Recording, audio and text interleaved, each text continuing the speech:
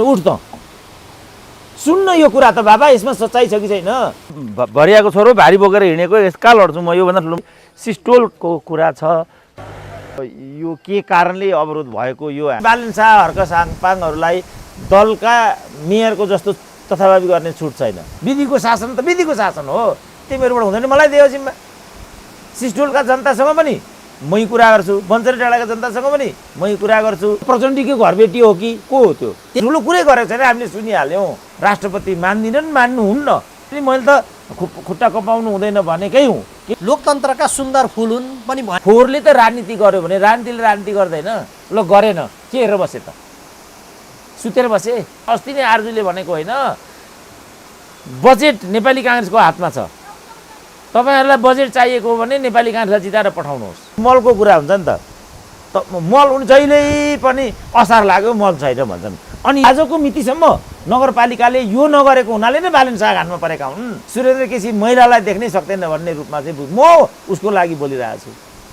ऊ किन भएकी छैन भने नेताकी स्वास्नी होइन, तर हरिप्रिया के भन्छ, सुरेन्द्र केसीले महिलाको विरोध गरेर हिँड्यो। अब यसको के दबाई छ? म हरिप्रियाको लागि बोलिरहेको छु।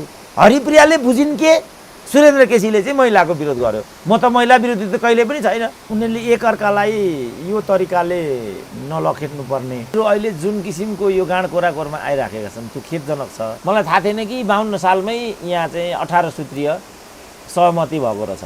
बालन शाह एक्लैबाट यो कुरा हुँदैन र यो हुनै सक्दैन। अहिले पानी नपरेको हुनाले मात्रै होइन भने त्यो त्यहाँभन्दा उता जानै सक्दैन भन्ने कुरा भयो। विकासमाथि खेलबाड गर्न पाइँदैन नि। केन्द्रमा एउटा सरकार, प्रदेशमा एउटा सरकार भयो भन्दैमा त्यो व्यवधान गर्न पाइँदैन। हामी ग्यारेन्टी के गरिदिन्छौँ भने 1 वर्षभित्र यो दुईटै समस्या समाधान गरिदिन्छौँ, मै गरिदिन्छु। अनि योभन्दा बढी हामीले के गर्नुपर्ने? यिनीहरू के चाहन्छन् भने जय जयकार गरोस् भन्छन्। हामी त कसैका झोले होइनौँ। इमान्दार भन्नुहुन्छ भने यो सिस्टोलको गन्धले म त यहाँ बस्नै नसक्ने भएँ। जति तपाईँ मलाई यहाँ लामो राख्नुहुन्छ, सिस्टोलका जनताहरूको पीडाले त्यत्तिकै मेरो मुटु घोच्छ। तर नेपालका नेताहरू त यहाँ आएर त शालिग बनाउँदै हिँड्छन्। स्वागत छ। ल हस् धन्यवाद। नुवाकोटको ककनी जाने डाँडो, योबाट तल सिस्टोलको माथिको यो डाँडोमा हुँदै गरेको यो सुटिङमा डाक्टर साहबलाई सबभन्दा पहिला म स्वागत गर्न चाहन्छु। ल धन्यवाद छ। डाक्टर साहब, यो काठमाडौँको फोहोर फाल्ने ठाउँको डाँडोमा छौँ हामी र यो विषयलाई लिएर धरान उपमहानगरपालिकाका मेयर हर्कराज साम्पाङ राईले जसले जे भनोस् तर म काठमाडौँ नगएको भए फोहोर उठ्ने थिएन रहेछ, कमसेकम काम त सुरु गरे भनेर फेसबुकमा एउटा स्ट्याटस लेखे। त्यसमा काठमाडौँ महानगरपालिकाका मेयरले रेस्पोन्स दिए। फेसबुकभित्र देखिएको 2वटा उपमहानगर र महानगरका मेयरहरूको यो दोहोरी जो स्वतन्त्रबाट जितेर आएका छन्, यसलाई कसरी हेरिराख्नु भएको छ? अनि यो अब उनीहरूले एकअर्कालाई यो तरिकाले नलखेट्नु पर्ने, दुवैले आफ्नो ठाउँमा बस्नुपर्ने। अब दुवै स्वतन्त्रबाट चाहिँ त्यहाँ पुगेका हौँ भनिरहेछन्। अब स्वतन्त्रहरूको पछाडि एउटा मास पनि छ र तिनीहरूको एउटा जनअपेक्षा पनि छ। अब त्यसको अनुकूल उनीहरू उभिनु पर्नेमा अब यो त दलवालाको जस्तो नै भयो। प्रचण्डलाई ओलीले दुत्कार्ने, ओलीलाई प्रचण्डले दुत्कार्ने, सबैलाई काङ्ग्रेसले दुत्कार्ने जुन भइराखेको छ, त्यो प्रवृत्तिको लागि हामीले स्वतन्त्र पहिचान खोजेको होइन। हामीले चाहिँ यो प्रवृत्ति विपरीत एउटा जनसंस्कृति, एउटा समन्वय सद्भाव, एउटा स्पेस टु अल, किनभने दलले सबै अवसरहरू, सुविधाहरू, मञ्चहरू दलीयकरण गरे भन्ने हाम्रो गुनासो थियो र हामीले त्यसबाट उन्मुक्ति चाहेको र त्यसबाट उन्मुक्तिताको लागि भन्नुभयो हामीले चाहिँ स्वतन्त्र उम्मेदवार र प्रतिनिधिहरू चयन गरेका हौँ। र हामीले चाहेका के हो भने उनीहरूले एउटा स्वस्थ संस्कृति, स्वस्थ कार्य प्रक्रिया, जवाफदेही र सुशासनमुखी कार्यशैली, यो हामीले चाहेको हो। हामीले उनीहरू मार्फत व्यक्त गर्न खोजेको विषय चाहिँ यो हो। अब उनीहरू अहिले जुन किसिमको यो गाँड कोराकोरमा आइराखेका छन् त्यो खेदजनक छ। म सुरुमै उनीहरूलाई के वार्न गर्न चाहन्छु भने तिमीहरूले यो नगर्नु राम्रो हुन्छ, किनभने यस्तो जनमत हामीले तिमीहरूलाई यो गाँड कोराकोरको लागि त्यहाँ पठाएकै होइन। नत्र भने त तिमीहरूको मेयर बन्ने त औकातै होइन। त्यो तहको मान्छे त मेयरै हुँदैन। बालन शाह भन्ने पनि त्यही हो, हर्क साम्पाङ भन्ने पनि कुरा त्यही हो। अब हर्क साम्पाङले जे एजेन्डा बोकेर मैले मत लिएको थिएँ जनताबाट, यो 100 दिनको अवधिमा मैले गरेँ बालेन शाहले काठमाडौँको फोहोर व्यवस्थापनमा उनले केही दिन अगाडि एउटा स्ट्याटस पनि लेखे, मलाई त श्रमदान गर्न मन लाग्यो, देशको प्रधानमन्त्री बस्ने ठाउँ, मन्त्रीहरू बस्ने ठाउँ चिल्ला र फराकिला रोड छन्, हेर हेर सडकमा फोहोर फालेको भन्ने हिसाबले पनि लेखे। पुष्पकमल दाहाललाई भेटेर तपाईँलाई धरान लगेर श्रमदान गराउन मन लागेको छ पनि भने। यो हिसाबले उनले कतै यो व्यङ्ग्य गर्न खोजेका हुन् अथवा यो व्यङ्ग्य मार्फत समाधान खोजेका हुन्? होइन, उनले अब आफ्नो जे एउटा सांस्कृतिक धरातल छ, जे एउटा सोचाइको धरातल छ त्यसलाई व्यक्त गरेको होला। किन मान्छेले आफूभित्र जे छ त्यही कुरा बाहिर ल्याउँछ, आफूभित्र नभएको कुरा त बाहिर ल्याउन सकिँदैन। जस्तो अमेरिकाको बारेमा मेरो दिमागमा भौतिक रूपमा त केही पनि सोचाइ छैन। अब त्यसको बारेमा त मैले केही पनि, आज रातिको एउटा सपनाको तपाईँलाई म कहावत भन्छु। मेरो चाहिँ आज सिस्टोल बन्चरे डाँडो अवलोकनको टेन्टेटिभ एउटा भौतिक तयारी थियो। त्यही कुरालाई दिमागमा राखेर म सुतेँ होला। रातभरि मैले सडक छिचोलेको एउटा ठुलो गुफा जस्तो आएको, त्यो गुफा फड्केर भित्र गएको यस्तो देखेँ सपनामा। अब विपन्नमै देख्नुभयो डाक्टर साहब। आज यहाँले हेर्नुभयो, सिस्डोल बन्चरे डाँडाका स्थानीयवासीको कुरा पनि सुन्नुभयो, के सोचेर आउनुभएको थियो, कस्तो देख्नुभयो? अब मैले वास्तवमा मेरो यसको बारेमा मेरो दिमागमा कुनै सोचाइ नै थिएन, किनभने मैले सिस्टोल देखेकै थिएन, बन्चरे डाँडा देखेकै थिएन, त्यसको भूगोलै वास्तवमा मलाई थाहा थिएन। नागार्जुन दरबार भन्थे, त्यो नागार्जुन दरबार कहाँ भन्ने पनि मेरो दिमागमा थिएन। यही क्रममा मैले चाहिँ नागार्जुनतिर छड्किने जुन देब्रे गल्छेडो हो, त्यो गल्छेडो पनि आजै देखेँ। त्यहाँ नेपाली सेना बस्तुहरू छ, त्यो पनि मैले आजै देखेँ। त्यहाँबाट हामी अगाडि बढ्यौँ। बढ्दाखेरि अत्यन्तै अव्यवस्थित बाटो, निरीह नेपाली जनता। त्यहाँबाट हामी अगाडि बढ्ने क्रममा जसै हामी सिस्टोलको मुखमा आइपुग्यौँ, दुर्गन्ध ठोकिन थाल्यो नाकमा, फोहोर बोकेका गाडीहरू अगाडि बढ्न थाले र अन्ततः हामी चाहिँ सिस्टोल पुग्यौँ। सिस्टोल पुगिसकेपछि मात्रै हामीले के थाहा पायौँ भने 18 वर्ष अगाडि नगरपालिकाले ठुल्ठुला बाधाहरू गरेको थियो सिस्टोलवासीहरूको लागि। हामी स्वास्थ्यालय बनाइदिन्छौँ, हामी शिक्षालय बनाइदिन्छौँ, साथै उनीहरूले गएको दसैँसम्ममा चाहिँ सडकलाई चाहिँ व्यवस्थित र पिच गरिदिइसक्छौँ भन्ने बाधा चाहिँ गरेको रहेछ। अब अहिले अर्को दसैँ आइसक्यो, सुरसार केही छैन। यति असजिलो र उबड खाबडपूर्ण बाटो कि हामीलाई लिएर आएको गाडी नै अगाडि बढ्न सम्भव भएन। त्यसपछि हामीले चाहिँ सिस्टोलवासीसँग अन्तर्क्रिया गऱ्यौँ। उनीहरूसँग यी प्रशस्त गुनासाहरू, त्यहाँ एउटा खोलो बग्दो रहेछ, त्यो खोलो चाहिँ बागमती खोलो जस्तो, पुरै फोहोरको लेदो, गाईबस्तुले मात्रै होइन कि मान्छेले नै खानुपर्ने त्यो पानी, त्यो खोलो। त यो तरिकाको स्वरूप हामीले त्यहाँ देख्यौँ र उनीहरूबाटै हामीले के थाहा पायौँ भनेदेखि उनीहरूको असन्तुष्टि के हो, उनीहरूको फोहोर व्यवधान गर्ने भन्नेको उनीहरूको अभिप्राय होइन रहेछ। त्यसकारण मलाई उहीँबाट के प्रत्यक्ष अवलोकन गर्न मन लागेको थियो भने आखिर सिस्टोलको समस्या हो के, बन्चरे डाँडाका जनताहरू किन उठेका छन्, त्यो विद्रोह किन उठ्यो, त्यो घुइँत्रो उनीहरू किन हान्न थाले। त्यहाँ एउटा खोलो रहेछ जसले चाहिँ धादिङ र नुवाकोटलाई छुट्याउँदो रहेछ। धादिङ खोलो वारी सिस्डोल पर्दो रहेछ, नुवाकोट खोलो पारी बन्चरे डाँडो पर्दो रहेछ धादिङ। केही पनि थाहा थिएन नि। अब अनुमानको भरमा, कल्पनाको भरमा कति विचार व्यक्त गर्ने, काठमाडौँमा बसेर कति ठुल्ठुलो कुरा सुनाउने, यो अलिकति आधिकारिक हुँदैन होला भन्ने कुराले त्यो चिजलाई आधिकारिकता दिनको लागि वास्तवमा यो टिमको परिकल्पना गरिएको थियो।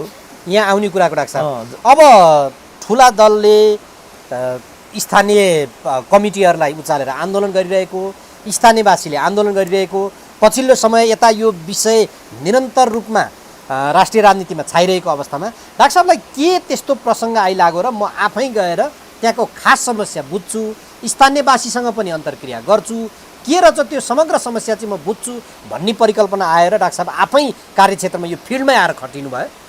होइन, यो चाहिँ यिनीहरूले हिजैदेखि के भने काठमाडौँको फोहोर उठाउन पनि बालेन शाह चाहियो, काठमाडौँको फोहोर उठाउन पनि बालेन शाह चाहियो भनेर चाहिँ बालेन शाहका झोलेहरूले चाहिँ भन्थे। यो मलाई अचम्म लाग्थ्यो। किनभने मेरो बुझाइ के थियो भने यो फोहोर भनेको चाहिँ राजनीति हो, फोहोर होइन, यो राजनीति हो।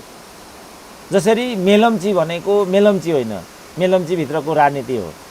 मैले सुनेको के छ भने मेलम्चीको ठेक्का जसले लिएको छ त्यही ठेकेदारले चाहिँ काठमाडौँमा पानी व्यवसाय चलाउँछ, जुन चाहिँ 4 अरबको छ। त्यो 4 अरबमध्ये ठुलो हिस्सा दलहरूको चरणमा लगेर बुझाउँछ र दलहरूसँग उनीहरूको चाहिँ अनहोली एलायन्स छ, अघोषित त्यसभित्र सौदाबाजी छ। त्यसको प्रकोपमा चाहिँ मेलम्चीले लामो समयदेखि परिआएको अवस्था छ। र मैले के सुनेको छु भने मेलम्ची परियोजना जति पनि राम्रा राम्रा चिल्ला गाडीहरू हुन्, 2 करोड 3 करोड पर्ने गाडीहरू, ती गाडीहरू पनि नेता र उनका आफन्तजनहरूले नै चढ्छन्। यो सुनिरहेको सन्दर्भमा फोहोर एउटा राजनीति हो भन्ने मेरो बुझाइ थियो। र राजनीतिक कोणबाट हेर्दाखेरि बालेन शाह अत्यन्तै कमजोर अवस्थामा थिए, किनभने त्यो दलीय संरचनाले याकिसकेको ठाउँ हो। 2010 सालदेखि काठमाडौँ महानगरपालिकाको संयन्त्र चाहिँ दलीय प्रभुत्वमा छ। काङ्ग्रेस र कम्युनिस्टभन्दा पर त छँदै छैन। पञ्चहरूले नै जिते भने पनि पञ्चको पछाडि तिनै शक्तिहरूको कुनै न कुनै किसिमको रापताप प्रतिबिम्बन हुन्छ, अभिव्यक्त हुन्छ। त त्यो तरिकाले काठमाडौँ उपत्यका चाहिँ दलीय संयन्त्रले याकेको ठाउँमा बालेन शाह एक्लो आएर हुन सक्ने कुरा केही पनि थिएन। त्यसकारण मैले के भनेको भने बालेन शाह एक्लैबाट यो कुरा हुँदैन र यो हुनै सक्दैन। मैले यो भनिसकेपछि यो किन भनेको होला भनेर बालेन शाहहरूले त खोजी नीति गर्नुपर्थ्यो नि। त्यसपछि मैले के भने यसको लागि केही अल्पकालीन र दीर्घकालीन योजनाहरू बनाओ, फोहोरको वर्गीकरण गर, प्रयास गर। भीम उपाध्याय जस्ता अनुभवी व्यक्तिहरू जो बालेन शाहको थिए त्यस्ता खालका मानिसहरूलाई अघि सारेर विज्ञहरूको एउटा टोली गठन गर। केही नभयो भनेदेखि डिप्युटी मेयर चाहिँ नेकपा एमाले पक्ष छन्, उनी चाहिँ त्यही नगरपालिकामा परामर्शदात्री भएर हिजो ठुलो तलब सुविधा खाएर बसेकी पनि हुन्। यो हिसाबले उनलाई त्यहाँको कैयौँ कुराहरू थाहा पनि छ र त्यहाँको विकनेस स्ट्रेन्थ दुवै थाहा छ। फेरि उनी चाहिँ स्थानीय बासिन्दाकी पुत्री पनि भइन्, त उनीसँग प्रशस्त एसेटहरू थिए। तिनलाई प्रयोग गरेर भए पनि यो फोहोरको व्यवस्थापन गर भनेर हामीले मुक्तमा अनेक आफूलाई लागेका विचारहरू पनि व्यक्त गऱ्यौँ। तर बालेन शाहलाई यो कुनै कुराले पनि छोएन, न बालेन शाहका भक्तहरूले यो कुरा सुनेको पाइयो। त्यसपछि के रहेछ त ठ्याक्कै यहाँको भनेर बुझ्नु त पर्यो। मलाई थाहा थिएन कि 52 सालमै यहाँ चाहिँ 18 सूत्रीय सहमति भएको रहेछ। फोहोर फ्याँक्न दिनेमा सिस्टोलवासीहरू तयार भए, तर नगरपालिकाले गर्नुपर्ने शर्तहरू पनि त्यहाँ उल्लेखित थिए। त्यो चाहिँ 18 सूत्रीय थियो भन्ने छ। ती कुनै पनि सूत्रहरूलाई चाहिँ नगरपालिकाले परिपालन नगरेपछि खास गरी बन्चरेपट्टिका बासिन्दाहरूले सिस्टोलको दुरावस्था उनीहरूले परबाट हेरिराखेका थिए, देखिराखेका थिए। अब यिनीहरूले यो फोहोर चाहिँ सिस्टोल छिचोलेर, किन सिस्टोलमा त एउटा सगरमाथा जस्तो फोहोरको पहाड उभिसकेको रहेछ, तत फोहोर बग्ने र त्यहाँको नदी नै बागमती जस्तो हुने। यो अवस्था चाहिँ बन्चरेकाले देखिसकेपछि उनीहरूलाई यो कुरा सह्य भएन र सतर्कताको लागि उनीहरूले यो प्रतिरोध गरेको रहेछ। तर उनीहरूले चाहिँ सिस्टोललाई पनि बदनाम गर्ने, बन्चरेलाई पनि बदनाम गर्ने, आफूले जे वादाहरू गरेका थिए 52 सालमा जे 18 बुँदे भएको थियो त्यसप्रतिको कारणले, त्यसप्रतिको जवाबदेहीहीनताको कारणले यो समस्या उत्पन्न भएको भन्ने कुरा त उनीहरूले हामीलाई भन्दै भएनन् नि। यो के रहेछ भनेर मैले यहाँ स्थलगत निरीक्षण गर्ने र जनतासँग साक्षात्कार गर्ने, उनीहरूलाई भन्नु के रहेछ, उनीहरूको प्रतिरोध के रहेछ, किन रहेछ, त्यो सबै कुरालाई बुझ्नको लागि वास्तवमा यो ट्रिपको आयोजना गरिएको हो। डाक्टर साहब, अब यसबाट के पाउनुभयो? जस्तो बालेन शाहले त उनले शपथ लिनु अगाडि नै यहाँ सिस्टोल दौडेर आए, सबभन्दा ठुलो काठमाडौँको फोहोर हो, त्यसलाई मोहर बनाउन सकिन्छ भन्ने उनको ड्रिम कुराहरू थियो। त्यस पछाडि पनि उनले म सार्वजनिक मिडियामा जबसम्म फोहोर व्यवस्थापन गर्दिनँ, म अन्तर्वार्ता दिन्न भनेर लागिराखेर त्यस यता पनि पटक पटक काम गर्नलाई प्रयत्नरत रहेको भन्ने कुराहरू गरेका छन्। र सामाजिक सञ्जाल मार्फत त्यो बाटोको पनि उनले भिडियो सहितै पोस्ट गरेका छन्, जुन बाटो देशका प्रतिष्ठित नेताको घरबेटीले ठेक्का लिएर नबनाइदिएको बाटो पनि देखियो। त्यो हिसाबले उनले काम गर्न खोज्दै राज्य संयन्त्रले काम गर्न नदिएको पाउनु भयो कि हिजोको दिनमा चाहिँ यो विषय किन यसरी ज्वलन्त रूपमा उठेन? आज बालेन शाहले आउँदाखेरि र गर्न खोज्दाखेरि चाहिँ किन यो विषयलाई यसरी चाहिँ निरन्तर उचालाइ गराइयो र काठमाडौँको फोहोर डम्प गराइयो? अनि यो त अब यसभित्र राजनीति होला, यसभित्र अनेक स्वार्थहरू पनि छन्। त्योभन्दा पनि महत्त्वपूर्ण कुरा चाहिँ मैले हिजोदेखि जोड दिइआएको चाहिँ कहाँ हो भने नगरपालिकाले चाहिँ एउटा श्वेतपत्र जारी गर्नुपर्छ। श्वेतपत्रमा अघि मैले भनेका कुराहरू अवश्यमेव उल्लेखित हुनैपर्छ र बालेन शाहले जे भने तपाईँले भन्नुभएको छ ती चिजहरू पनि त्यहाँ उल्लेख हुन्छन् र त्यसलाई एउटा रोड म्याप बनाएर अगाडि जानुपर्छ। योभन्दा अर्को त कुनै विकल्प छैन नि। राजनीतिले त राजनीति त गर्छ नि। फोहोरले त राजनीति गर्यो भने राजनीतिले राजनीति गर्दैन। बालेन शाह त राजनीति हुन्। बालेन शाह राजनीति हुन् भने राजनीतिले त उनलाई व्यवधान त हाल्छ नि त। हाउस सजिलै चलेको छ त। कहिले उनीहरू कुर्सी तोडफोड गर्छन्, कहिले उनीहरू मन्त्रीको कठालो समात्छन्, कहिले उनीहरू के गर्छन्। किन राजनीति हो नि त। राजनीति सहज र सुगम कहाँ हुन्छ त। उनले भनेको चाहिँ म के गर्छु भनेर आएका हुन्, त्यो दिशामा उनी के गर्दछन् हामीलाई चाहिएको कुरा यति मात्रै हो। र उनले प्रश्न भन्नु पर्यो कि काठमाडौँको फोहोर किन नउठेको। मलाई लाग्छ कसैले पनि त्यो कुरा अहिले भन्न सक्दैन। जुन यो 18 बुँदेको कुरा गरेँ, 18 बुँदेको दायित्व त नगरपालिकाको हो नि त। 18 बुँदे कार्यान्वयनमा जानको लागि के कुराले रोक्यो? सिस्टोलवासी के भन्छन् भनेदेखि गएको दसैँमा नै यहाँको सडक बनाइदिउँला भन्ने बाधा चाहिँ नगरपालिकाको। किन नबनाएको त? हामीले बाटो नबनाएको देख्यौँ। अहिले पानी नपरेको हुनाले मात्रै होइन भने त्यो त्यहाँभन्दा उता जानै सक्दैन भन्ने कुरा भयो। त त्यो व्यवधानले नै हामीले त अगाडिपट्टि गाडी लान पनि सकेनौँ, हामी बन्चरेसम्म पुग्न पनि सकेनौँ। सहरी विकास मन्त्रालयले त्यो जुन एरिया लिएको छ त्यो अहिले तपाईँले भन्नुभएको बाटो, त्यो बाटोमा उसले ट्र्याक खोलाइदिने, पिच गरिदिने त्यो जिम्मा त्यो मन्त्रालयको हो। उसले काम गरिदिएन भन्ने फेरि बालेन शाहको अथवा महानुभावरको तर्क छ। अनि के हेरेर बसे त 5 वर्षसम्म? यो त 18 वर्षको प्रोजेक्ट थियो। ल गरेन, के हेरेर बसे त? सुतेर बसे? त्यसकारण यसको जिम्मेवारी उनीहरूले नै लिनुपर्छ। यो हिसाबले यसको जिम्मेवारी नगरपालिकाकै हुन्छ। यो सहरी विकासको हो भने सहरी विकाससँगको जुन सहमति हो त्यसलाई कार्यान्वयन गर्नुपर्ने कसले, त्यसमा मोनिटरिङ गर्नुपर्ने कसले, सक्रियता लिनुपर्ने कसले त? यो हिसाबले पनि यसको जिम्मेवारी नगरपालिका। त्यसकारण मैले भने श्वेतपत्र पहिलो पूर्व शर्त हुन्छ। यी कुरामा नै के भन्छ त सहरी विकास मन्त्रालय के भन्छ? सहरी विकास मन्त्रालयले त व्यवधान हाल्छ। अस्ति नै आरजुले भनेको होइन, बजेट नेपाली काङ्ग्रेसको हातमा छ। तपाईँहरूलाई बजेट चाहिएको हो भने नेपाली काङ्ग्रेसलाई जिताएर पठाउनुहोस् भने हो कि होइन? उनीहरू खुल्ला चाहिँ आफूले हारेको ठाउँमा बजेटै पठाउँदैनन्। त्यो केन्द्र भनेको त प्रतिपक्षलाई व्यवधान हाल्ने संयन्त्र हो। त्यो त उसले गर्छ। मैले भारतको सन्दर्भमा नि सुनेको थियो। उनले इन्दिरा गान्धीको चुनावी मुद्दै के हुन्थ्यो भने केन्द्र र प्रदेश एउटै सरकार भयो भनेदेखि बजेट सञ्चालन गर्न सजिलो हुन्छ, राजनीति व्यवस्थापन गर्न सजिलो हुन्छ। अहिले भारतीय जनताहरूले त्यो चिजलाई पर्खिँदै यो सब राजनीति रहेछ भन्ने बुझिसकेपछि ठाउँमा त्यहाँ बेग्लै सरकारहरू बन्छन्। त्यहाँ चाहिँ पश्चिम बङ्गालमा एउटा सरकार बन्छ, बिहारमा अर्को सरकार बन्छ, साउथमा अर्को सरकार बन्छ, यसरी बन्छ। तैपनि विकास चाहिँ अवरोध भएको छैन। विकासमाथि खेलवाड गर्न पाइँदैन नि। केन्द्रमा एउटा सरकार, प्रदेशमा एउटा सरकार भयो भन्दैमा त्यो व्यवधान गर्न पाइँदैन। तर नेपालका राजनीतिक दलहरूले चाहिँ हरेक कुरामा राजनीति गरे। प्रहरीमा राजनीति गरे, न्यायालयमा राजनीति गरे, प्रशासनमा राजनीति गरे र यो सङ्घीय र प्रान्तीय सरकारले वहन गर्नुपर्ने सडक परियोजना लगायत जति पनि विकास निर्माणका कुराहरू हुन् त्यसलाई लिएर चाहिँ ठाउँका मेयरहरूले मलाई त्यस्तो किसिमले नभनेको पनि होइन, भनेकै हो। मैले यो प्रश्न धुलीखेलको मेयरलाई भेट्दाखेरि पनि उठाएको थिएँ, कङ्काई नगरपालिकाको मेयरलाई भेट्दाखेरि पनि मैले उठाएँ। र कङ्काई नगरपालिकाका चाहिँ भुक्तभोगीहरूले के भने भनेदेखि त्यो नगरपालिकामा यो नगरपालिकाका सहरी साधनहरूको लागि पेट्रोलियम मात्रै करोडको जान्छ भन्थे उनीहरू। त यसरी जस्तो अहिले प्रान्तमा पनि भ्रमण र सवारी साधनमै धेरै रकमहरू विनियोजन भइराखेको र खर्च भइराखेको यस्तो पाउँछौँ हामी। त यो खेदजनक छ। जुनसुकै कारणले भए पनि काठमाडौँले फोहोर पार्ने, सिस्टोली जनताको टाउकोमा हालिदिने यो कुरा मिल्दैन नि हो।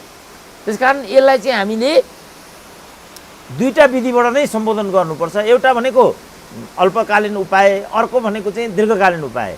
अल्पकालीन उपाय भनेको सिस्टोलका जनताहरूको तत्कालको, बन्सरी डाँडाका जनताको तत्कालको भनाइ के छ त्यसलाई सम्बोधन गर्ने र 1 वर्षको लागि हामीलाई मौका दियो, अर्को वर्षदेखि हामी यो फोहोर तिम्रो टाउकामा ल्याउने छैनौँ, त्यतिन्जेलसम्म हामीले जे गर्नुपर्छ नगरपालिका तत्पर छ यो गर्ने र 1 वर्षको एउटा प्रोजेक्ट बनाएर दीर्घकालीन फोहोरलाई प्रशोधन गर्ने जुन विधि हुन्छ, सेग्रेसन गर्ने जुन विधि हुन्छ, त्यो विधि जे अब सबै प्राविधिक कुरा मलाई हुँदैन, जे फोहोर व्यवस्थापन चाहिँ प्राविधिक हिसाबले गर्न सकिन्छ, गर्नुपर्छ।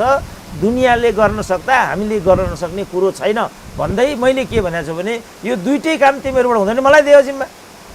सिस्टोलका जनतासँग पनि मै कुरा गर्छु, बन्सरी डाँडाका जनतासँग पनि मै कुरा गर्छु, अन्तर्राष्ट्रिय दात्री निकाय र परामर्शदाताहरू पनि मै चयन गर्छु र 1 वर्षभित्रमा काठमाडौँको समस्या चाहिँ म समाधान गरिदिन्छु। मैले यो भन्न थालेको 2 महिना भइसक्यो।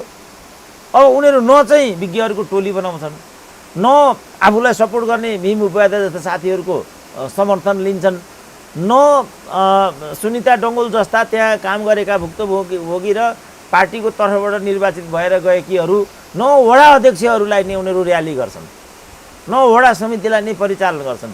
एक्लै बालेन शाहले समस्याको समाधान गर्छु भन्नु आफैमा घृष्टता छ, त्यस्तो सम्भव हुन्न क्या त्यो। डाक्टर साहब, तपाईँले कार्यक्षेत्रमै भ्रमण गरिसके पछाडि, यहाँ आएर हेरिसकेपछि, सिस्टोलवासीसँग साक्षात्कार गरिसकेपछि तपाईँलाई यो कन्फिडेन्ट भइसक्यो कि म समस्या समाधान गर्न सक्छु भन्ने कुरा आइसक्यो भने ती जनताबाट अभिमत लिएर आएको बालेन शाहलाई यतिको कन्फिडेन्ट थिएन होला र? हिजो चुनाव अगाडि त उनले भन्दै थिए त यो समस्या समाधान हुन्छ भन्दै, किन सकिरहेको छैनन् त? अनि त्यो त इच्छा शक्तिको कुरा भयो।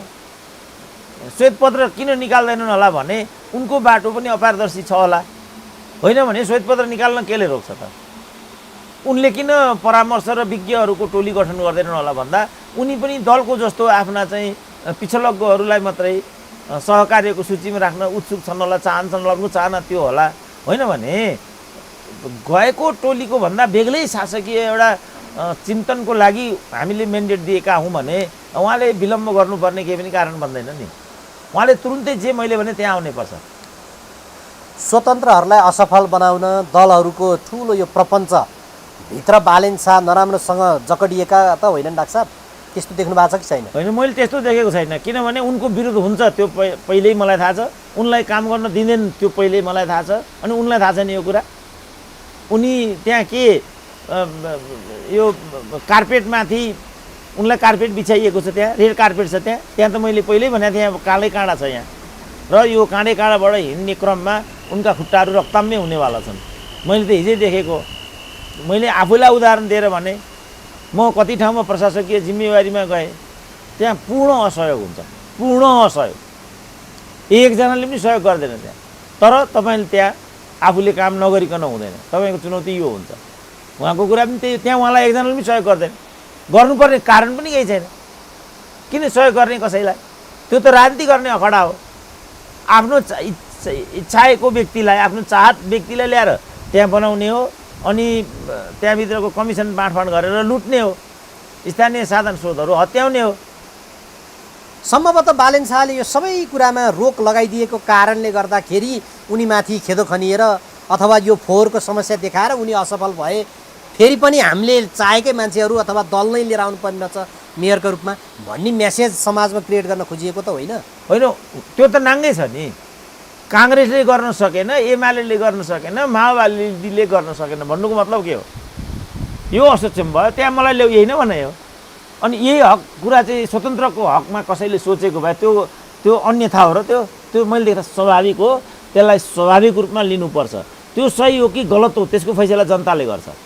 तर आफू त काम गर्दै जानु पर्यो। मलाई यो ठाउँमा रोकावट आयो, यो व्यवधान आयो, जसले गर्दाखेरि काममा विलम्बता आयो, महँगो भयो इत्यादि। जस्तो अब मेलम्ची के भनौँ न, काठमाडौँको सहर सुदृढीकरण के भनौँ, त्यहाँ व्यवधान आएन।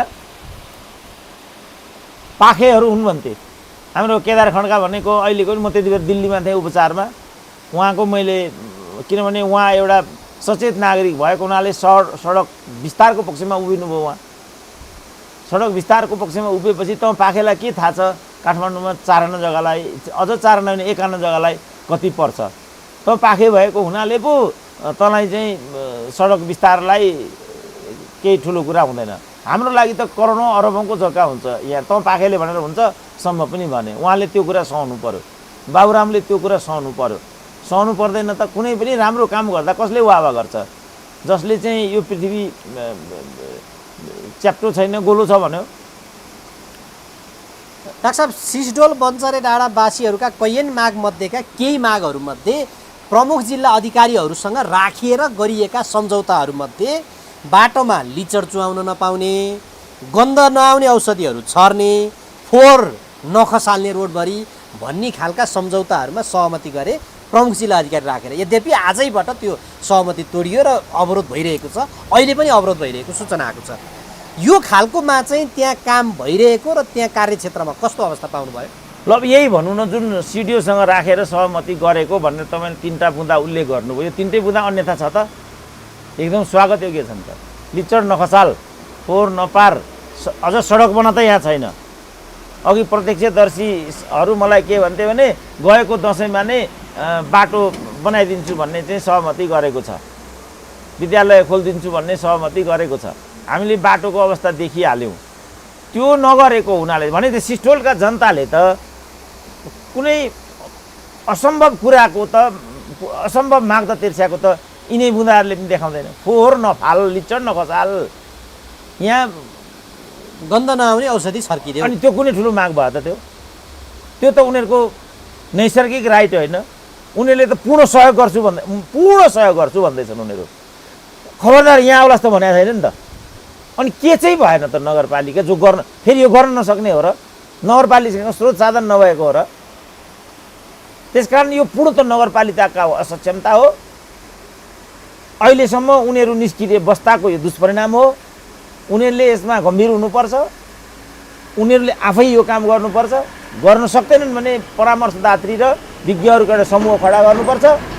डिप्युटी मेयरको संयोजकत्वमा एउटा सिस्टोल अनुगमन समिति खडा गर्नुपर्छ र उनले चाहिँ सक्रिय भएर तुरुन्तै काम थाल्नुपर्छ र यहाँ आएर बस्नुपर्छ।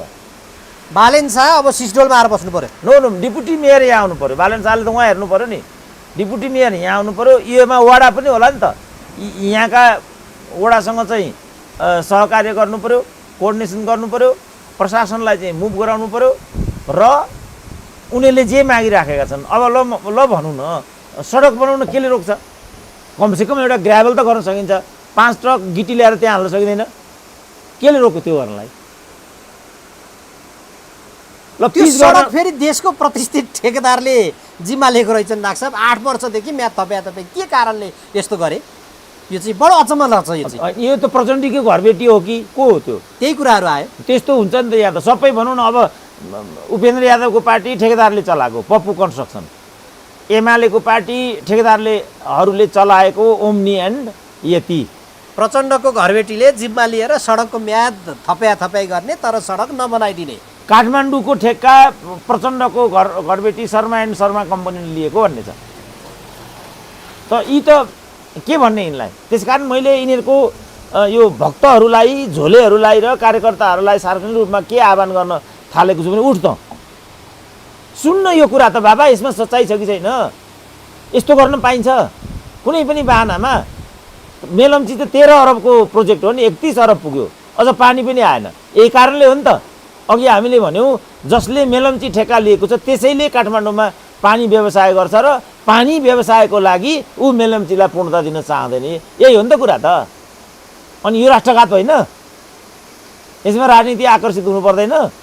त्यसकारण मैले के भनेको भने नेपालमा राजनीति भएन। नेपालमा राजनीति उद्योग भयो, व्यवसाय भयो, जहाँ 1 रुपियाँ लगानी गर्नु पर्दैन, 100% नाफा हुन्छ। अझ मलाई योचोटि झापामा के भन्दै थियो भने अमुक व्यक्तिको नाम लिएर यो मान्छे उठ्छन्, चुनावमा उनीहरूले हारे पनि जिते पनि 5-5 करोड उनीहरूलाई फाइदा हुन्छ। किन? चुनावको नाममा त चन्दा उठाउन पाइयो। अनि व्यवसायीहरूले पनि प्रशस्त लगानी गर्छन्। जित्ला, गृहमन्त्री होला, अर्थमन्त्री होला, अनि करको दायरा हेरफेर गरौँला, सिद्ध्याउँला भनेर यसरी मुलुक लुट्न पाइन्छ भने समस्याको जड यही हो, यहाँ पनि यही हो। त्यसकारण नै म चाहिँ प्रत्यक्ष दर्शन गर्नुपर्छ भनेर यो क्षेत्रमा आएको। अब बालेन शाह, हर्क साम्पाङ आएर हुँदैन, डाक्टर साहब नै आउनुपर्छ यो समस्या समाधान गर्न। त्यही देख्नुहुन्छ डाक्टर साहब? होइन, अब त्यो त अतिरञ्जन हो, म त्यतातिर जान्न। खालि मेरो भनाइ के भने यो समस्या दुरुह छैन, समाधान गर्न सकिन्छ। यसको लागि हाम्रो आवश्यकता कहाँ हो, हामीले के गर्नुपर्ने हुन्छ, त्यसको लागि हामी तत्पर छौँ। तर यो समस्याको समाधान गर्नु पर्यो दुई तरिकाबाट। अघि पनि भने एउटा अल्पकालीन तरिकाबाट, अर्को दीर्घकालीन तरिकाबाट। अल्पकालीन भन्नाले तत्काल सिस्टोलका जनतासँग कुराकानी गर्ने हो। म चाहिँ सिस्टोलका जनतासँग हातेमालो गर्न र एउटा सहकार्यको पूर्वाधार निर्माण गर्न यहाँ आइराखेको छु, जुन कुरा आज अलिकति विषय प्रवेश पनि भयो।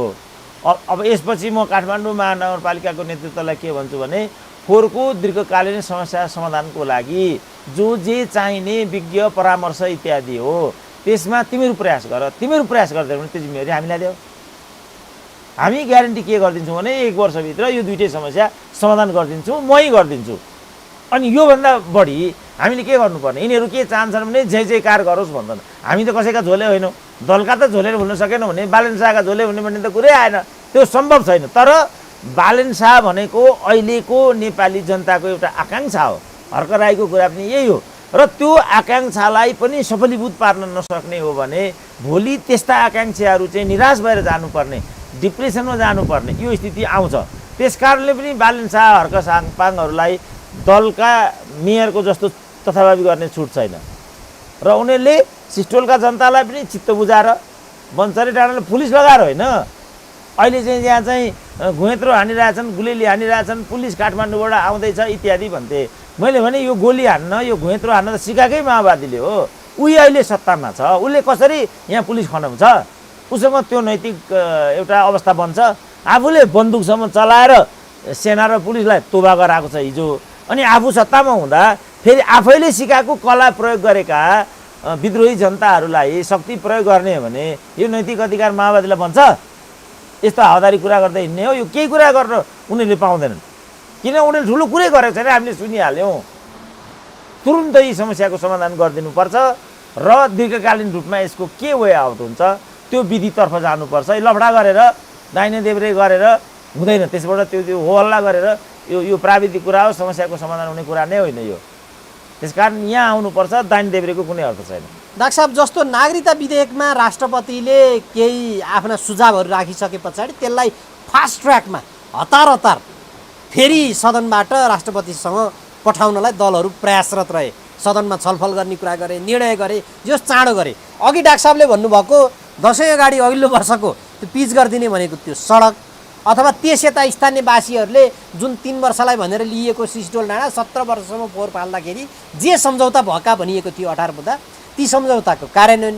त्यसरी त्यो फास्ट ट्र्याकमा नागरिकतामा हाम फलाल्न सक्छन् भने यहाँको फोहोर नउठेको कारणले गर्दा, काठमाडौँको फोहोर यहाँ ल्याउन नपाएको कारणले गर्दाखेरि जे समस्या स्थानीयवासीले भएका छन् त्यसमा किन यो फास्ट ट्र्याकबाट काम गर्न सक्दैन? होइन, उनीहरू त जे कुरा उनीहरूको लागि आवश्यकीय हुन्छ, जस्तो सुविधाको कुरा, आफ्ना मान्छेलाई नियुक्त गराउने कुरा, आफ्ना मान्छेलाई मन्त्री बनाउने कुरा, जे कुरा उनीहरूलाई चाहिन्छ त्यो कुरा उनीहरू दलीय सहमतिबाट नै सम्पादन गरिहाल्छन्। यो 63 सालपछि के रोग हो? संविधान संशोधन गर्ने जस्तो त्यति बेला पहिलो संविधान सभा अन्तर्गत जुन उनीहरूले संविधानको मसौदा तयार पारिसके त्यो क्रममा चाहिँ राज्यको पुनः संरचना सम्बन्धी उच्च स्तरीय आयोग गठनको चाहिँ संवैधानिक व्यवस्था पनि थियो। तर उनीहरूले फास्ट ट्र्याकबाट पारित गर्ने नाममा उनीहरूले उच्च स्तरीय संयन्त्र गठन नै नगरिकन उनीहरूले चाहिँ संविधानको मसौदा अन्तिम भयो भन्न भ्याए। हामीले प्रश्न उठाइदिउँ, या त उच्च स्तरीय संरचनाको त गठनै भएको छैन, त्यो गठन नै नभइकन कसरी तिमीहरू चाहिँ संविधानको घोषणा गर्न सक्छौ भन्ने कुरा निकालिसकेपछि अनि उनीहरूले राज्य पुनर्संरचना उच्च स्तरीय आयोगको चाहिँ गठन गर्न पुगे। र त्यो गठन गरिसकेपछि यस्तो बवन्डर त्यहाँ खडा भयो जसले गर्दाखेरि पहिलो संविधान सभा नै असफल हुन पुग्यो। यिनीहरू यस्ता खालका तत्त्व हुन्। पछिबाट फेरि उनीहरूले दाहिने देब्रे गरेर दोस्रो संविधान सभा गर्ने अनि दोस्रो संविधान सभा गरेर यही फास्ट ट्र्याकको बाटोबाट उनीहरूले 72 सालको संविधान घोषणा गर्ने निर्णय गरिसकेपछि नाकाबन्दी हामीहरूले बिहोर्नु पर्यो। अब यो बुँदोमा आउँदाखेरि 5औं वर्ष चाहिँ भइसक्यो। अब 72 को संविधान अनुसार नागरिकता ऐन बनाउनु पर्ने, पहिलो वर्षमै उनीहरूले त्यो काम गरिसक्नु पर्ने। खड्गौलीको पालामा चाहिँ यो प्रक्रिया विधेयकको प्रक्रिया अगाडि बढ्यो र त्यो लामो समयसम्म उनीहरू जद्दोजहद नै गरिरहे। एकले अर्काको खुट्टा तान्ने, एकले हुन दिने, एकले हुन नदिने यो धन्दा गर्नाले अन्ततः भन्नु पऱ्यो 3 वर्षमा केपी ओली असफल भए, सरकारबाट बाहिरिए। त्यसपछि यिनीहरूले के गरे भने आएकै बेला यो काम चाहिँ प्रमुख प्रतिपक्षसँग सरसल्लाह गरेर गर्नुपर्नेमा उनीहरू चाहिँ त्यो बेलासम्म उनीहरू सुतेर बसे। जब प्रचण्ड चाहिँ दिल्लीमा गए त्यसपछि सायद मलाई लाग्छ तिमीहरूले यो नगरी हुँदैन भन्ने कान फुक्ने काम भयो होला, अनि उनीहरू कथित फास्ट ट्र्याकको बाटोमा लागे। त्यो जन्मदै गलत थियो, किनभने त्यहाँ संसदीय समितिमा त्यो लगेर दफावाल छलफल गर्नुपर्थ्यो, सदनमा गर्नुपर्थ्यो। त्यहाँबाट राज्यसभामा आएपछि राज्यसभाले पनि यो कुरा गरेको भए हुन्थ्यो, गरेन। इसारामा उनीहरूले फास्ट ट्र्याक गरे, अन्त्यमा राष्ट्रपतिले कदम चाल्नु पर्यो। अब राष्ट्रपतिले त आफ्नो संवैधानिक अधिकार धारा 113 प्रयोग गरिरहेछ, 113 को 4। त राष्ट्रपतिले धारा त्यो प्रयोग गरेकोमा फेरि त्यसलाई चाहिँ संवैधानिक एउटा मर्मअनुसार छलफल विचार विमर्श गर्नुपर्नेमा गठबन्धनले के निर्णय गर्यो भने हामी उस्ताको उस्तै पठाउँछौँ, खबरदार तिमीले पारित गरेनौ भने तिम्रो विरुद्ध नै महाभियोग ल्याउँछौँ। र उनका भक्तहरू, उनका भातृ सङ्गठनहरू चाहिँ राष्ट्रपतिले राजीनामा दिनुपर्छ भनेर उत्पात मचाउन थाले। अब यो त यिनीहरूको सनातनी कुरा हो। यिनीहरूले सुशीला कार्कीलाई यही गर्न खोजे, लोकमान सिंह कार्कीलाई यही गर्न खोजे, अहिलेका प्रधान न्यायाधीशलाई यही गरिरहेको स्थिति छ। त यिनीहरू त असहिष्णुत र अराजनीतिक र अप्रजातान्त्रिक सोच भएका चाहिँ मान्छेहरू रहेछन्। त्यसकै एउटा रूप अहिलेको सन्दर्भमा देखा परेको छ। फलस्वरूप उनीहरू सिस्टोलको गन्ध देख्दैनन्, अनि नागरिकतामा आइलागेको कहर चाहिँ झलझली देख्छन्। यो सत्य कुरा हो कि नागरिकता ऐन समयमा पारित नगर्नाले ठुलो जनसङ्ख्या मारमा परेको छ, यो कुरा सत्य हो। तर यसको जवाबदेहिता त राष्ट्रपतिले लिने होइन नि त, यसको जवाबदेहिता त सत्ताले लिने हो, राज्यले लिने हो। उसले प्रमुख प्रतिपक्षसँग चाहिँ सहमतिको वातावरण बनाइदिएको भए पनि यो स्थिति हुने थिएन। उसले प्रमुख प्रतिपक्षले ल्याएका शर्तहरूलाई पूर्णतः निषेध गरेर अनि मैले एकलौटी गरेको 7 लाखलाई नागरिकता दिए भनेर त प्रचण्ड तल गएर कुर्लिन थालिहाले। अब कसैको पृष्ठपोषणको लागि अनि एउटा विधेयकलाई आँखा चिम्लेर पारित गर्ने भन्ने कुरा राष्ट्रको दायित्व होइन नि, हामी त्यो गर्न सक्दैनौँ नि। त्यो हाम्रो असमर्थतालाई राष्ट्रपतिले वहन गरिदिएकी हुन्। यो पटक राष्ट्रपतिले गरिदिएको निर्णय उनको निजी होइन, हाम्रो चाहना अनुसार भइराखेको कुरा हो त्यो। त्यसकारण राष्ट्रलाई उनीहरूले चाहिँ सम्बोधन गर्न सक्नुपर्छ, राष्ट्रलाई विश्वासमा लिन सक्नुपर्छ र जो जे गर्नुपर्ने हो त्यो गर्नुपर्छ। यहाँ त उनीहरू के भन्दैछन् अहिले भने मानौँ हामी एउटा जनसङ्ख्यालाई नागरिकता नदिने पक्ष, त्यो कुरा हाम्रो होइन नि, हामी दिने पक्षमा छौँ। तर नागरिकता जस्तो संवेदनशील कुरा कसरी चाहिँ हचुवाको भरमा ऐन बनाउन सकिन्छ, त्यो सम्भव हुँदैन। र जे कुरामा विवाद आएका छन्, विवादित कुराहरूमा आम सहमति चाहिँ जुटाउनै पर्छ। हचुवाको भरमा फास्ट ट्र्याक गर्न चाहिँ सकिँदैन छ, होइन, हामी त्यो कुरा मान्दैनौँ। राष्ट्रपति मान्दिनन्, मान्नुहुन्न, यो हाम्रो माग हो। उनीहरूले जे भने पनि त्यसमा हामी टसमस छैनौँ। राष्ट्रपतिले खुट्टा कपाउनु हुँदैन। चोलेन्द्र शमशेरलाई पनि मैले त खुट्टा कपाउनु हुँदैन भनेकै हुँ, किनभने आफ्नो अनुकूल निर्णय गरेन भन्दैमा प्रहरीको प्रमुख फेर्ने, सर्वोच्चको प्रधान न्यायाधीश फेर्ने, राष्ट्रपतिलाई धम्काउने, त्यस्तो हुन्छ? विधिको शासन त विधिको शासन हो, त्यहाँ त विधिले चाहिँ शासन गर्नुपर्दछ। शासकको चाहिँ मूढाग्रह, शासकको दुराग्रह, शासकको तानाशाही प्रवृत्ति विधिको शासन हुन सक्दैन। त्यो हामी मान्दैनौँ, चटपटाउने कुरा छैन। नो फास्ट ट्र्याक, विधिको शासन परिपालन गर्नै पर्छ। यसमा कुनै किन्तु परन्तु हुँदैन, हुने अवस्था छैन, डराइँदैन, डराउने कुरा छैन। यो मैले बिम्बको रूपमा प्रयोग गरेको थिएँ डाक्टर साहब। त्यो फास्ट ट्र्याकबाट त्यस्तो कामहरूमा चाहिँ दौडेर लाग्न हुने, अघिल्लो वर्ष पिच गरिदिन्छु भनेको रोड अहिलेसम्म पिच गर्न नहुने, जहाँ दैनिक 250 वटा त त्यो एकचोटिमा टडकहरूले ल्याएर फोहोर फालिदिन पर्ने रहेछ, काठमाडौँको फोहोर। मैले यो बिम्बको रूपमा लिएर आएको थिएँ। अब देशको प्रधानमन्त्रीले देशको मन्त्रीहरूलाई कि छोडेन डाक्टर साहब काठमाडौँको गन्धले? हामी त फुटपाथमा हिँड्छौँ, त्यो भएर हामीलाई चाहिँ मुख छोपेर हिँड्न पर्ने होला कि एसी फिटेड गाडीमा हिँड्ने मान्छेलाई अगाडि पछाडि प्रहरीहरूको पनि सुरक्षा हुन्छ, मलाई त्यो गन्धले छुँदैन भनेर राज्य अथवा सरकारले यो बालेनको दायित्व हो भनेर पन्छेको अवस्था हो यो? भने यो चाहिँ कस्तो होला भने जस्तो नाकमा पनि भर पर्छ कि अरू कुरा पनि हुन्छन् कि, जस्तो यही ठाउँमा जन म बसिरहेको छु, मलाई चाहिँ सिसोलको गन्ध एकदम दुर्गन्ध मेरो नाकमा ठोकिएको छ। तपाईँहरूलाई मैले सोधेँ ठोकेको छैन भन्नुभयो। अब यो नाक होइन, हामीलाई त ठोकिएको छ डाक्टर साहब, हामी त मुख थुनेर हिँड्छौँ, तर यहाँ ठ्याक्कै छ कि छैन? उच्च अधिकारी व्यक्तिहरूलाई चाहिँ छुन्छ कि छुँदैन? बुझेँ यस्तो नाक त्यहाँ पनि छ कि बाहुनेलाई गनाउँदैन कि नाकले पनि फर पार्छ कि, एउटा कुरा यो। अर्को कुरा के भने लोकतन्त्र भनेको चाहिँ जवाफदेहिता र संवेदनशीलतामा चल्ने शासन प्रणाली हो। यो लोकतन्त्र भन्ने चाहिँ यसमा जोर जबरजस्तीको कुनै गुन्जाइस हुँदैन। अब उहाँहरू चाहिँ जवाफदेहितालाई मान्दै मान्नुहुन्न, उहाँहरू विधिको शासनलाई मान्दै मान्नुहुन्न, उहाँहरू आफूलाई बाहेक अरूलाई देख्दै देख्नुहुन्न।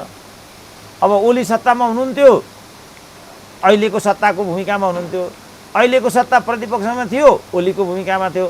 जसै सत्तामा पुग्यो उसले प्रतिपक्षको अवस्था हुँदाको पीडा भुतुकै बिर्सिहाल्यो।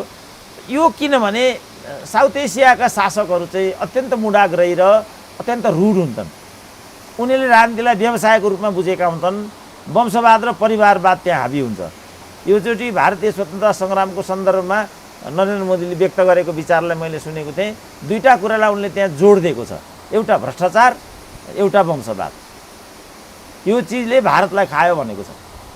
अब वंशवादले वास्तवमा काङ्ग्रेस आइलाई सिद्ध्याएको पनि छ। यही कुरा पिपुल्स पार्टीको हकमा भयो। आफ्नो त्यत्रो राजनीति र पार्टीको भाग्य र भविष्य कसरी धाराशायी हुँदैछ भन्ने कुरालाई त उनीहरूले छुँदैन। यी पनि भनौँ न, परिवारवादले नै त कोइरालाहरूलाई त्यो ठाउँमा पुर्याएको हो नि त। अब अहिले हेर्नु त कोइरालाहरूको चाहिँ एउटा रोदनको स्थिति छ। शशाङ्क कोइराला र सुजाता कोइरालाले शेरबहादुर देउपासँग एपोइन्टमेन्ट पाइन भनेर रोइरहनु परेको स्थिति छ। वास्तवमा सुजाता कोइरालाको त नेपाली काङ्ग्रेसमा त्यस्तो वरियता होइन नि। अब अहिले शशाङ्क कोइराला, शेखर कोइरालाको हकमा पनि मान्छेले त्यही कुरा भनिरहेछ। त उनीहरूले यो कुरा सुनेको छैन होला, उनीहरू यो कुरा थाहा पाउँदैनन् होला। तर स्वार्थ र सत्ताले मान्छेलाई अन्धो बनाउँदो रहेछ। यो अन्धताले गर्दाखेरि उनीहरूले सिस्टोल नदेखेको, यति स्वार्थले गाँजेको हुन्छ। म चाहिँ सर्प र भ्यागुताको दृष्टान्त दिन्छु नि। सर्पले भ्यागुतो निलिसक्यो, तर भ्यागुतो किथ्रो टोकिरहेको हुन्छ। एकै मिनटमा भ्यागुताले सर्पको पेटभित्र जानुपर्ने हुन्छ। सर्प सँगसँगै किथ्रो पनि सर्पकै भ्यागुतोमा पर्छ। तर सर्पले अहिले मैले किथ्रो टोक्ने होइन, अहिले मैले आफ्नो ज्यान बचाउने हो भन्ने कुरा सोचिदिए हुने हो नि त। तर ऊ सोच्दैन। त्यति चाहिँ अल्पबुद्धि बनाइदिँदो रहेछ स्वार्थले मान्छेलाई। नेपालका नेताहरूमा यो स्वार्थन्तता चाहिँ हाबी, त्यसकारण बाँकी कुरा केही पनि देख्दैनन् र स्वार्थले नै उनीहरूलाई अन्धो बनाएको होला भनेर म बुझ्छु। र उनीहरू केही देख्दैनन्। स्वार्थ बाहेक कसरी मन्त्री हुने, प्रधानमन्त्री हुने, आफू नहुन पायो भने कसरी आफ्नो छोरी बुहारी स्वास्नीलाई बनाउने भन्नेमा मैले यो छोरी बुहारी स्वास्नीको कुरा गर्दासम्म यो महिलाको एउटा पङ्क्तिले चाहिँ कुन रूपमा बुझेछ भने सुरेन्द्र केसी महिलालाई देख्नै सक्दैन भन्ने रूपमा चाहिँ म उसको लागि बोलिरहेको छु। ऊ किन भएकी छैन भने नेताकी स्वास्नी होइन। जस्तो हरिप्रियाले किन मेयरको टिकट पाइन ल भन्नु त? प्रश्नै छैन। पालो त हरिप्रियाको थियो नि त।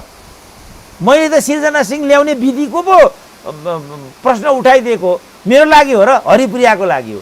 तर हरिप्रिया के भन्छ, सुरेन्द्र केसीले महिलाको विरोध गरेर हिँड्यो। अब यसको के दबाई छ? म हरिप्रियाको लागि बोलिरहेको छु। हरिप्रियाले बुझिन् के सुरेन्द्र केसीले चाहिँ महिलाको विरोध गर्यो। म त महिला विरोधी त कहिले पनि छैन। तर महिलाको नाममा महिलालाई नै शोषण उत्पीडन गर्नुहुन्छ कि हुँदैन, यो मात्रै मैले भनेको। अब नबुझेपछि त के लाग्यो र? डाक्टर साहब, अब यो दुईवटा मेयर जो स्वतन्त्र रूपमा जितेका थिए, उनीहरू समाजका एउटा अङ्ग बनेका थिए, कम्तीमा अरूका लागि प्रेरणाको कुराहरू पनि थियो। उनीहरूलाई असफल हुने छुट छैन है भन्ने पनि उठिरहेको थियो। तर उनीहरूले जुन सामाजिक सञ्जालमा त्यो बाजाबाजको अवस्था आयो, सदनमा धरि त्यसले एउटा विषयको रूपमा चाहिँ नि बहस गर्ने एउटा त्यो विषय प्रवेश भएको देखियो। यो घटना त्यति धेरै चर्चित बनाउनु पर्ने, सदनमा गएर मेयरको टिका टिप्पणी गर्नुपर्ने, फोहोरको टिका टिप्पणी गर्न नपर्ने, यस्तो पनि हुन्छ डाक्टर साहब? होइन, यो उनीहरूलाई साह्रै ठुलो कुण्ठा छ। के भने हामीहरूले धरान र काठमाडौँको मेयर गुमायौँ। साह्रै पीडा छ क्या उनीहरूलाई। किनभने त्यो मन्त्री सरको वेट हुँदो रहेछ त्यो पदको। स्रोत साधनको दृष्टिकोणले त एउटा मन्त्रालयको भन्दा पनि, योचोटि म कङ्काई नगरपालिकामा जाँदाखेरि साथीहरू भन्दै थिए कि एउटा त्यहाँ उपसचिव सहको कर्मचारी हुन्छ अरे त्यहाँ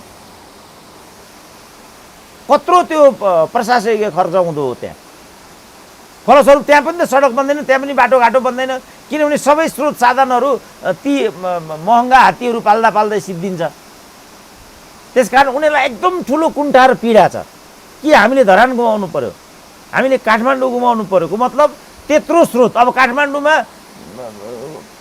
कति अरब खरबको वरि त 94 अरब जति बजेट छ भने क्या त्यहाँको त्यत्रो ठुलो बजेट छ त्यहाँको त्यो बजेट त हालिमाली गर्न पाउँथे नि त उनीहरूले उनकै भातृ सङ्गठनलाई उनकै त्यो प्रतिष्ठानहरूलाई बाँड्दैकै छन् त मेयरले बजेट अनि सहज गरिदिनु नि मेयरलाई यहाँनिर स्थानीय कमिटीहरूलाई नउठाइदिनु नि आन्दोलनमा होइन उनीहरूले चाहिँ जस्तो नमो बुद्धको चाहिँ पार्क बनाउने भए अनि नेपाल बन्दलाई 1 करोड रुपियाँ दिने भए त्यो चाहिँ उनीहरूको कित्तालाई दिनु पर्यो भन्ने कुरा हो नि त नेताको नाममा खुलेका प्रतिष्ठानलाई पनि त बजेटहरू हाल्दैकै छन् होइन त्यो बजेट अलिकति आफै बाँड्नु र अर्काले बाँड्नुमा त फरक पर्ने भयो भोलि चाहिँ त्यसलाई राजनीतिक रूपमा चाहिँ रिटर्न गराउन सक्नु पर्यो यसले बाँडे भने त यसको फाइदा त फेरि उनीहरूले जाने भयो आफूलाई त नजाने भयो नि त मैले कसैलाई खुवाएँ भने त त्यो फाइदा त मलाई नै हुने भयो तपाईँ आफ्नै हातले खुवाउनु भयो भने त तपाईँलाई आउने भयो यो बुझाइ छैन किनभने यो समाज बदल्ने राजनीति भने त समाज बदल्ने कुरा हो उनीहरू समाज बदल्ने पट्टि छैनन् उनीहरूलाई आफू बदल्ने पट्टि छन् मान्छेले भनि नै राखेका छन् नि लोकतन्त्रका सुन्दर फुल हुन् पनि भने उति बेला जित्ने बेलामा चाहिँ अब अहिले चाहिँ जसले त्यो भने उसैको ऊ आफै बसेको घरबेटीले यहाँको बाटो नबनाइदिएर समस्या यस्तो बनाइदिएर छन् अझै अब यो त अहिले मैले भनिहालेँ सबै अघि भनिहालेँ त पप्पू कन्स्ट्रक्सन ओम्नी यति अनि बतासको आइहाल्यो बतासले चाहिँ सेयर चाहिँ शेरबहादुरलाई नदिइसकेपछि त्यो हालत भएको भन्ने कुरा छ अब प्रचण्ड चाहिँ काठमाडौँ नबनाउने ठेकेदारको घरमा बस्छन् जम्मैलाई यो कुरा थाहा छ अब मेलम्चीको कुरा हामीले भनिहाल्यौँ स्थानीय तहसम्म चाहिँ ठेकेदारकै हातमा अहिले सबैले भने लोकेन्द्र विष्टले नै भनिहाले राजनीति पूर्णत व्यापारीको हातमा गयो भनेर अब विनोद चौधरीलाई रोजी छाडी छ अब हामी देखि नै राखेका छौँ राजनीति के भयो भनेर डाक्टर साहब यो दुईवटा मेयरहरू यी स्वतन्त्र मेयरहरूले जितिसके पछाडि जनतामा एउटा अपेक्षा थियो केही हुन्छ भन्ने अब सामाजिक सञ्जालमा यसरी उत्रिसके पछाडि सदनमा आयो बहसको विषय मैले अघि भनिहालेँ उछित्तो काट्नलाई झनै बढी एउटा विषय बन्यो उहाँहरूलाई के सुझाव दिन चाहनुहुन्छ डाक्टर साहब उहाँहरू नैले एकले अर्कालाई उछित्तो काट्न थाल्नुभयो भनेदेखि र उहाँहरू आफै असफलताको दिशामा जानुभयो भनेदेखि उहाँहरूलाई देखेर जो हजारौँ सपना पालिएका छन् ती पालिएका सपनाहरूमा त अर्को तुसरापात होला नि उनीहरूले सोच्नु पर्यो किन उनीहरूले हिजोदेखि गल्ती गरेका छन् आलोचनात्मक सोच जोड कोण मैले चाहिँ त्यही बेला ल्याएको मलाई नै लखेट्ने कुरा गर्थे साथीहरू झोला बोक्नु ठुलो कुरा होइन है झोले चाहिँ बालेन शाहको भए पनि झोले नै हुन्छ दलको भए पनि झोले नै हुन्छ किन झोलेले टाउकाले सोच्दैन किडनीबाट सोच्छ नभए दिमागबाट सोच्ने मान्छे त कसैको झोले हुँदैन दासत्व आजको युगमा कसैलाई पनि स्वीकार्य हुँदैन गुण र दोषको आधारमा मान्छेलाई मूल्याङ्कन गर्नुपर्छ बालेन शाह आउने बित्तिकै समस्याको समाधान फुमन्तर भइहाल्छ बालेन शाह एउटा चाहिँ दुधले नुहाएको भन्ने कुरा नै गल्ती छ बालेन शाह पनि त यही समाजको उपज हो उनको पनि परिवार छ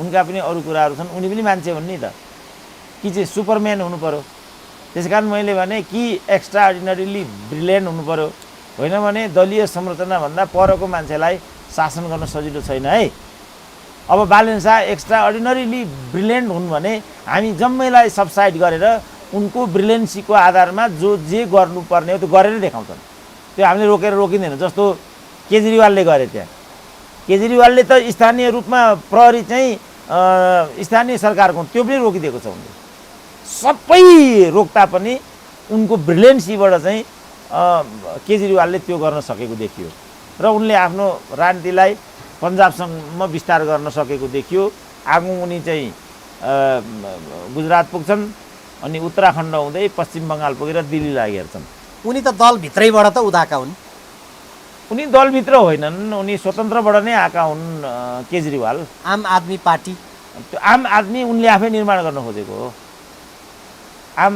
दलभित्र उनले त्यो आफै निर्माण गरेको उनी त एउटा त्यो अनसनको अन्ना हजारेको ऊ थिए अभियन्ता थिए उनी त्यहीँबाट उनले त्यो चिज चाहिँ गरेर त्यति बेला मान्छेले त्यो मन पराएको थिएन अन्ना हजारे अनसनको बाटोबाट समाज सुधार गर्ने हो राजनीतिमा आउने हो होइन भन्नेमा द्वन्द्व विवाद भएको थियो आखिरी केजरीवाल अगाडि बढे राजनीतिक रूपमा उनी सफल हुँदै यहाँसम्म आएका छन् डाक्टर साहब अब अन्तिममा छौँ केही राजनीतिक विषय पनि छन् म त्यो जोड्छु तर त्योभन्दा अगाडि अहिले बालेन शाहमाथि सबभन्दा धेरै खनिएको देखियो हर्क साम्पाङ राईले उहाँबाट आएर एउटा त्यो स्ट्याटस लेखिदिए जुन हामीले सुरुवातमा चर्चा गरिहाल्यौँ के बालेन शाह असफल भएका हुन् कि बनाइएका हुन् कि यो अहिले तपाईँले त कार्यक्षेत्रमै हेरिसके पछाडि अब दलभित्रबाट गगन थापाले मेयरलाई सहयोग गरौँ है नगरिदिनुहोस् आन्दोलन भन्छन्, तर त्यही दलको यहाँ स्थानीय कमिटीको अध्यक्षले विज्ञप्ति जारी गर्छ हामी फोहोर फाल्न दिँदैनौँ। यतापट्टि एमालेपट्टिबाट त कहिले युवा सङ्घले फोहोरै उठाउँछ अनि योगेश भट्टराई लगायतले समर्थन गरिरहेको पनि देखिन्छ। भनेको दलहरूले पनि उनलाई समर्थन गरिरहेको देखिन्छ। अथवा बालेन शाह यो अभिमन्यु फसे जस्तो चक्रव्यूहभित्र फसे के भयो डाक्टर साहब? यो सारमा चाहिँ होइन, यो योगेश भट्टराई अर्को समर्थन गर्छु विरोध गर्छु भन्ने प्रश्न नै मलाई असान्दर्भिक लाग्छ। किनभने त्यो चाहिँ उनीहरूलाई लागेको राय व्यक्त गरेका हुन्, जसरी हामीलाई लागेको राय व्यक्त गरिरहेका छौँ। उनीहरूलाई हाउस उपलब्ध भएको हुनाले यो राय उनीहरू हाउस वा पार्टीको फोरमबाट व्यक्त गर्छन्। हामीलाई त्यो फोरम प्राप्त नभएको हुनाले हामी निजी क्षेत्रबाट जान्छौँ, यति मात्रै फरक हो। यो भन्दैमा बालेन शाहको समर्थन गर्यो विरोध गर्यो भन्ने कुरा आउँदैन। लागेको राय व्यक्त गरेकोमा ती रायहरूमध्ये कुन राय आफ्नो लागि फ्रुटफुल छन् त्यो बालेन शाहले लिने कि नलिने भन्ने कुरा मात्रै महत्त्वको हुन्छ, बाँकी कुरा म लेख्दा अर्थको हुँदैन। त्यसो भने त बोल्नै भएन, मान्छेले लागेको धारणा राख्नै भएन। अब राख्दा उसको जोडकोड आफ्नै हुन्छ, उसको राजनीति होला, उसको स्वार्थ होला, उसको जाति होला, भाषा होला, धर्म होला, लिङ्ग होला, त्यसलाई टेकेर उसले के कुरा ल्याउँछ त्यो उसको निजी कुरा भयो। तर लागेको धारणा आउने बित्तिकै समर्थन र विरोध मात्रै गर्यो भन्नु त आफैमा त्रुटिपूर्ण छ। हामी त्यसरी सोच्नु हुँदैन। लागेको कुरा उनीहरूले जस्तो योगेशलाई एक थोक लाग्यो हाउसमा भनिदिए, गगनलाई अर्थोक लाग्यो अर्को ठाउँमा गर भनिदिए, हामीलाई तेस्रो लाग्यो नुवाकोटमा आएर यो कुरा भन्दैछौँ। होइन, उनीहरू दलका यतिका नेताहरूले महामन्त्रीले सचिवले यसरी चाहिँ नि काठमाडौँ महानगरका मेयरलाई सहयोग गरौँ, स्थानीयवासीहरू आन्दोलन नगरिदिनुहोस्, फोहोर विसर्जन गरौँ, गर्नुपर्ने कतिपय महानगरका दायित्व होलान्, कतिपय राज्यका अरू निकायका दायित्व होलान्, तत्त निकायले यथास्थितिमा काम अगाडि बढाउँछ, सहयोग गर्नुहोस् भन्दा स्थानीयवासी विश्वस्त हुन नसकेको पाइयो।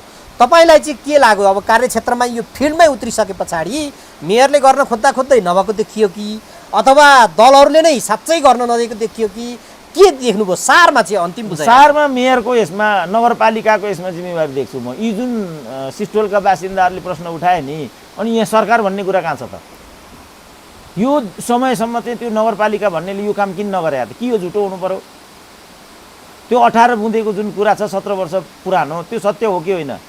महानगरका कतिपय दायित्व छन्, कतिपय त शहरी विकास मन्त्रालयका, कतिपय राज्यका, कतिपय स्थानीय सरकारका, ती पाटपाटका दायित्वहरू जकडिएका छन् भन्ने कुराहरू होइन। होइन, त्यो कोअर्डिनेसन गर्ने जिम्मेवारी कसको त? त्यसो भने त्यो नगरपालिका भन्ने के गरेर बस्छ त? त्यहाँ तलब खाँदो हो, भत्ता खाँदो हो, सबैभन्दा महँगो गाडी त नगरपालिकालाई छ त्यहाँ। अनि त्यो के गरेर के का लागि चढ्छ त? त्यो गाडी हो, त्यो उसको जिम्मेवारी हो नि त यो।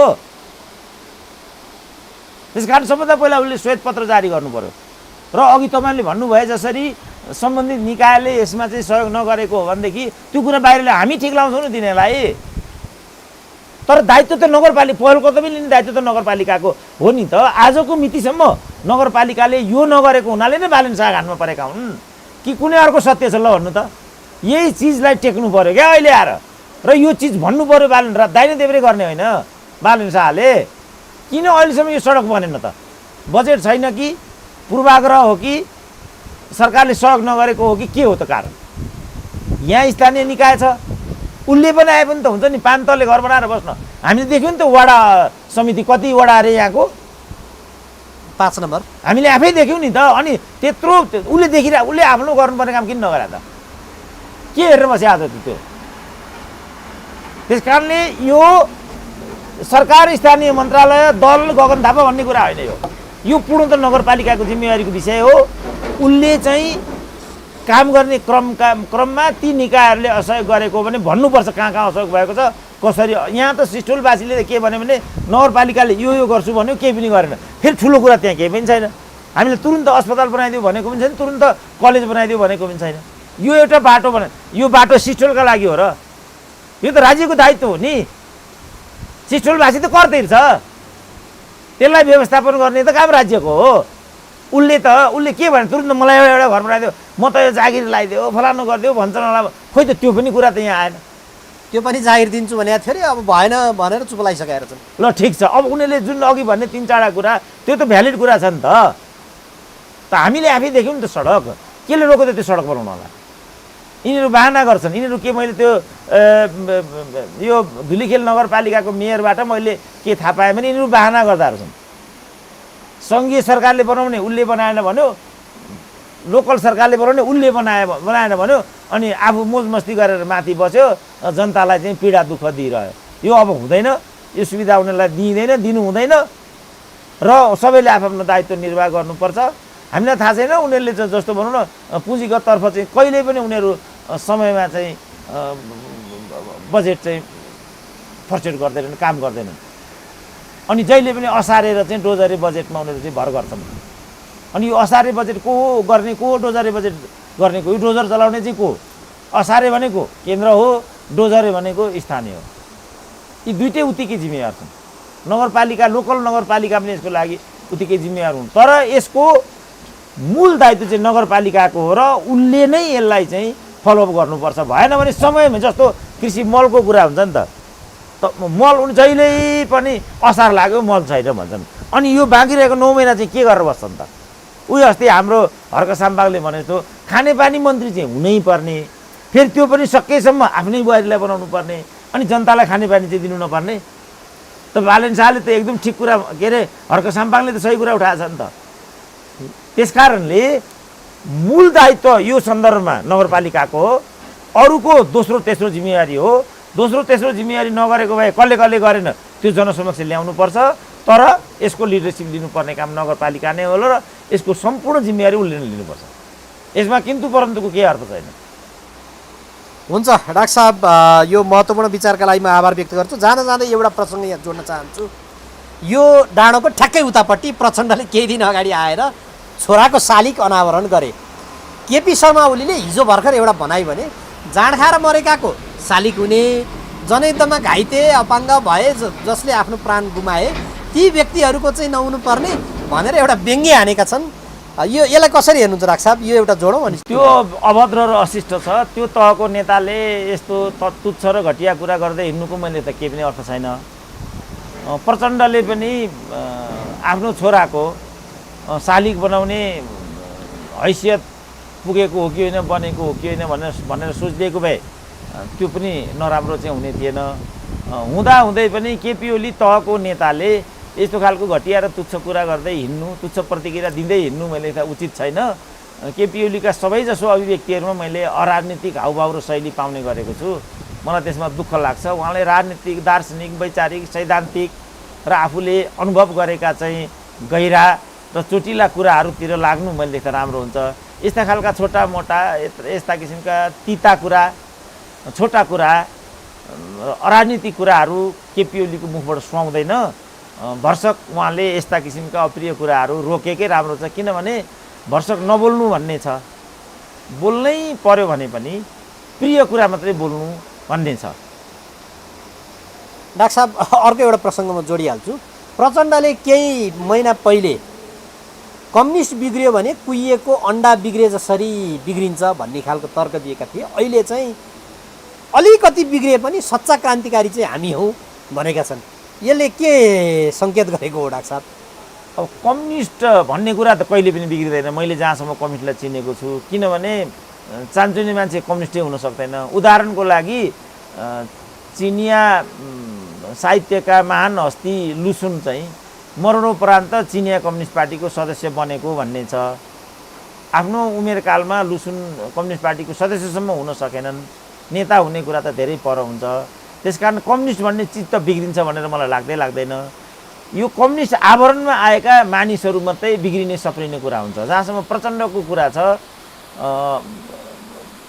उनीमा कम्युनिस्ट चरित्र मैले एउटा पनि देखाएको छैन।